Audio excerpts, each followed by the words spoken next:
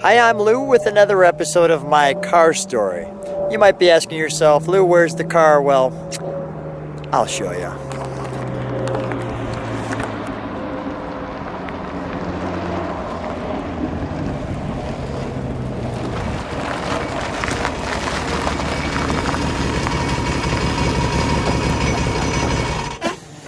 Terry Larson, good to see you. How are you? I'm doing fine. How are you? Good.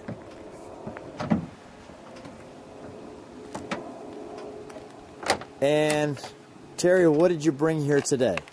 This is a 1954 Jaguar D-Type. It is the third D-Type ever built. It was the lead team car for Le Mans in 1954. There were only 5 team cars that ever ran at Le Mans, so it has some real serious history. So this is really a museum car, and we're driving it today. Yeah, we are. Let me feature it.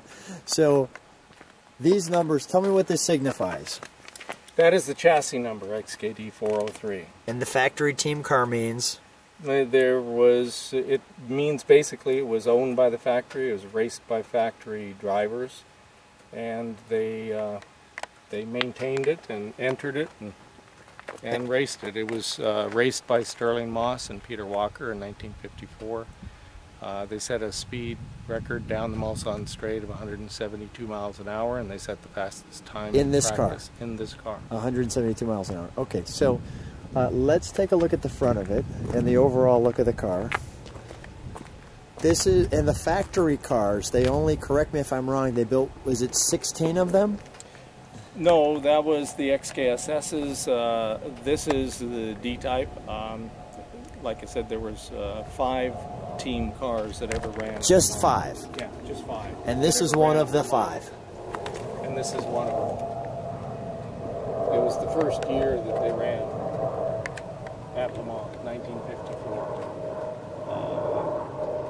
After that, the car went on to be raced by other team drivers. Overall, the car was driven by 16 different known drivers, including 6 Le Mans winning drivers. Tell me what OKV2 stands for. OKV2 is the registration for the Coventry area. Okay. It's the registration that was given to the factory for the car at that time. It went on to be raced after that. It was raced by Norman Dewis and Bob Berry. And Norman Dewis was the chief engineer? He was the chief development test engineer for Jaguar for 34 years. Chief development test engineer. He raced it at Goodwood with Bob Berry. Real knockoff lugs, because that's what you did at this time. Number 12 was the number it raced at Le Mans.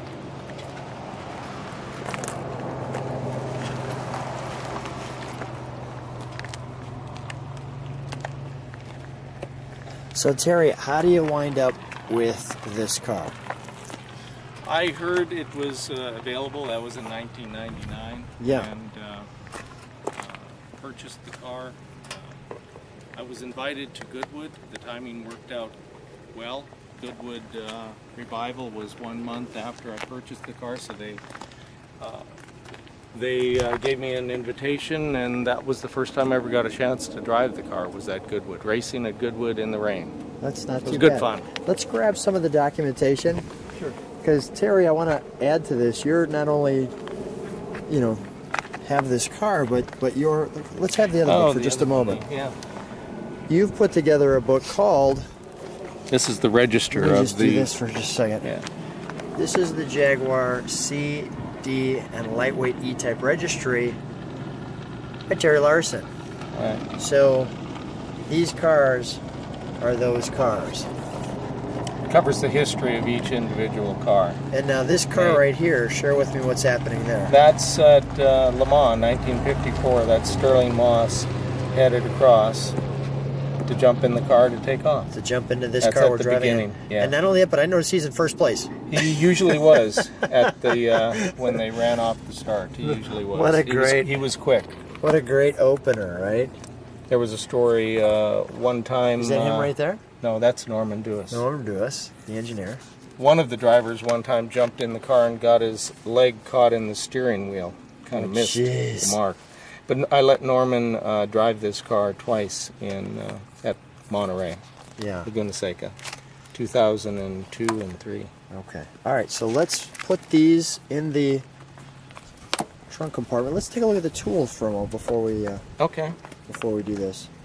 And I'll show the interior while we're doing this. This car features that rear view mirror because you'll need that because a lot of people will be behind you in this car. This is the car that really put Jaguar on the map. I mean, this is the one that said we're a real race car team. Now tell me about these tools. That's just an old original tool roll. It has nice patina and the tools are a little bit used. Yeah, it looks great. That is fantastic. Okay, let's put that in the boot. Okay. And I'll show that for just a minute so people can kind of see that that's where the spare tire goes in. This area here. And we'll show how that closes like such. Yeah. There. Okay. Let's take a look under the hood, shall we? Sure. Leather straps. Let's show how. There we go.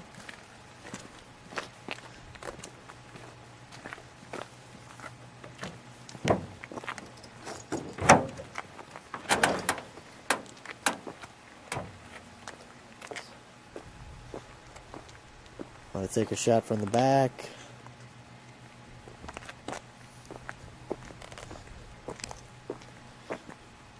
And a shot from the side.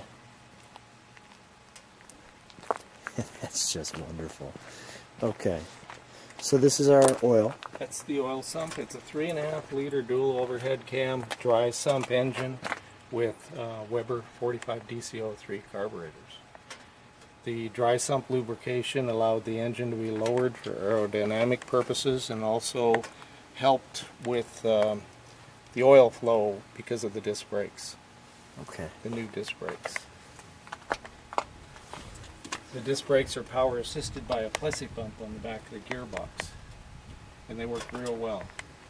They developed the disc brakes in 1953 and ran them at Le Mans for the first time.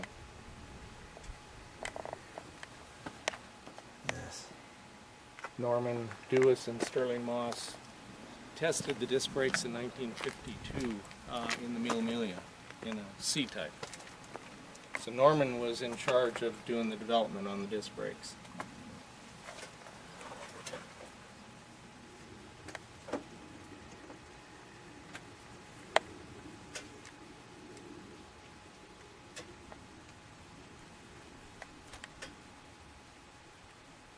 And Terry, you restore these cars as well. How difficult is it to make all three Webers sing like we're going to sing?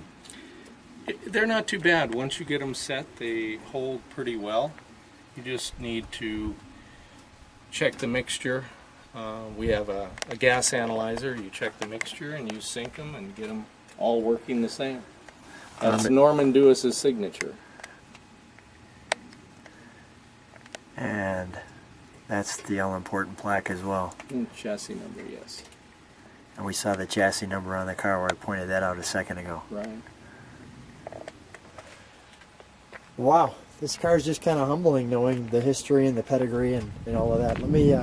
Let's open the door on this side. I want to just get the side from what it looks like from your view, and then we'll take a ride. They are amazing cars. They were so far ahead of their time. This is the door hinge. You just pull up on that. Yeah. And that does that. Okay, I got that. They were very much designed and built like an aircraft. Malcolm Sayer, who was the designer of the car, came from the aircraft industry. And when he designed the C-Type, Sir William requested that he keep a family resemblance in the styling, but on the D-Type he was given an open hand. And the result was that it showed his background in the aircraft industry. The front chassis and subframe, where it bolts to the tub, is very much like an aircraft fuselage, and it's very functional, works well. It was way ahead of its time. And here's your tag from Goodwood. Goodwood in '99 was the first time you jumped in it. First time I drove it. So, okay, I'm gonna, and let's open the compartment here to show people for the fuel. This is the gas. So a little push finger there to push that. That's it. And then that. Can you open that for just a second? That looks Sure. like a mighty big. It's actually got a modern fuel cell fit right now. But that wasn't there, so it was almost the size of your full hand. Typical race car, throw it in there. Exactly. Okay. And it had a aircraft fuel bag. So let's go back for a second. Look at me for a minute, please. So let's go back to Goodwood. So you know you're going to be driving the factory team car. Right. What's Terry feeling like at that moment? It was very humbling to be fortunate enough to have a car like that. Yeah. But I'd never been on the track, and it was raining, and I'd never driven the car, and I was sick. I caught a bug on the way over. But so there was all this confusion along with all this excitement. It was really good. I mean, I had a great time, and it was nice to be part of the experience. Yeah. And it really worked out well, especially considering the car was there. The timing worked out good. Yeah. And I had to do it. I wanted to be part of the experience. Understand. All right. Sure. Well, let's. We've got a couple of planes flying over, so I'm going to give them just a moment while I continue to focus. Those are old vintage planes. Vintage planes is we've got the vintage car. Yeah. Yeah. Kind of cool. Let me show that. All right. Should I close the bonnet? Let's close that. Okay. And we're going to take her for a ride. We'll lock her all down. Okay.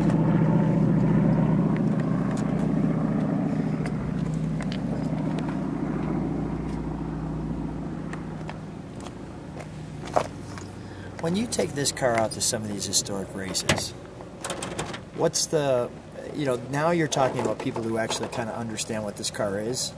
What's the reaction? Oh, it gets a lot of excitement and attention. It is very much appreciated. Is there, do you ever see another factory team car out there? Not very much, no. Not so this is it? Yeah, in the U.S., there's other D-types, but you don't see the D-types around much either. But no, you don't see them very often, and especially with this kind of history. This car has more history than nearly everyone. There's only one other car that really has history, as much history as this car. Let's get in it. It's a cool car. It's a cool car.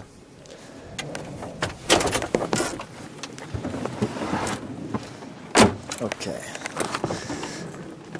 You kind of put it on like a glove. Yeah. The body is enveloped around you. Pushing that there. And here we go. Here we go. So how did you start it? Just turn the key. Turn the key on and push button start right there. Push button start. We got the panel. Yeah, those are all lights. Panel, side, and head. Wipers. Yeah, wipers. What's this one here? So I shut off? Oh, that's the turn signal. Okay, tell me who... those are signed by drivers, factory drivers that drove the car. Sterling Moss, Norman Lewis, Bob Berry, and Jack Fairman. Okay. All drove the car. Ready? Okay.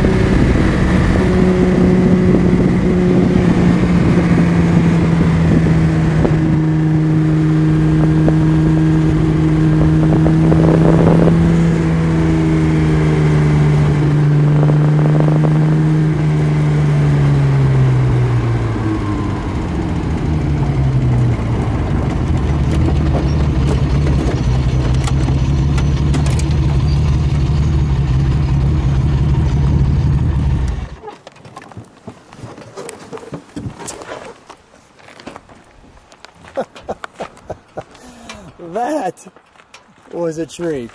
I'm glad you enjoyed it. Oh my gosh! Let's just take. Every time. Let's take it one more time.